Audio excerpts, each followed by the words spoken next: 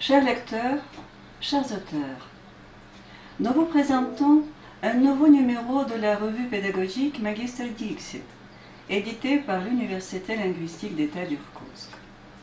Cette revue multidisciplinaire a vu le jour en 2011. Nous espérons que notre édition deviendrait un lieu de rencontre des enseignants, aussi bien du secondaire que du supérieur, qu'elle servirait de plateforme virtuelle pour échanger d'opinions sur les problèmes pédagogiques les plus actuels, tout en permettant de s'exprimer sur leurs aspects théoriques et pratiques, discutables et souvent très ambigus.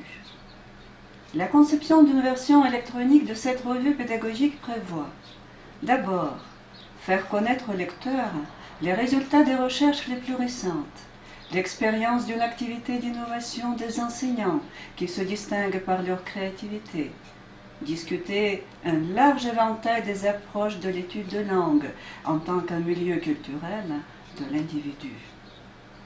Ensuite, offrir la possibilité de publier des contributions des enseignants, jeunes et chevronnés, destinées aux étudiants de 2e et de 3e cycle, aux étudiants en master, aux thésards, à tous ceux qui en sont à leur début de formation et de recherche. Le comité de rédaction de la revue comprend les chercheurs de renom et les spécialistes reconnus en Russie et à l'étranger, ayant contribué à organiser le système d'enseignement et à développer les axes prioritaires de la linguistique d'aujourd'hui.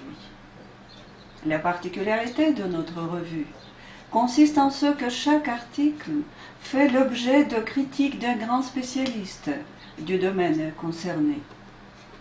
C'est le russe qui est la première langue des contributions à paraître dans la revue Magister Dixit. Cependant, notre revue est plurilingue. Cela veut dire que nos auteurs ont la possibilité de choisir leur public cible. La communauté scientifique mondiale, qui parle et écrit en anglais, allemand, français, chinois et en d'autres langues, ou, pour telle ou telle raison, ce ne serait-ce que le public russophone.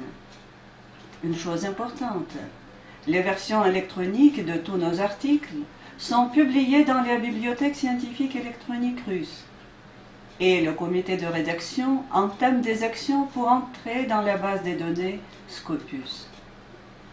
Nous faisons appel aux contributions des chercheurs qui se sentent concernés par la situation de l'enseignement d'aujourd'hui, à tous ceux qui s'intéressent aux problèmes de la communication langagière. Je suis profondément convaincu que la revue Magister Dixit offre à ses auteurs une très bonne possibilité d'intégrer les résultats de leurs recherches dans l'espace scientifique russe et mondial. Merci.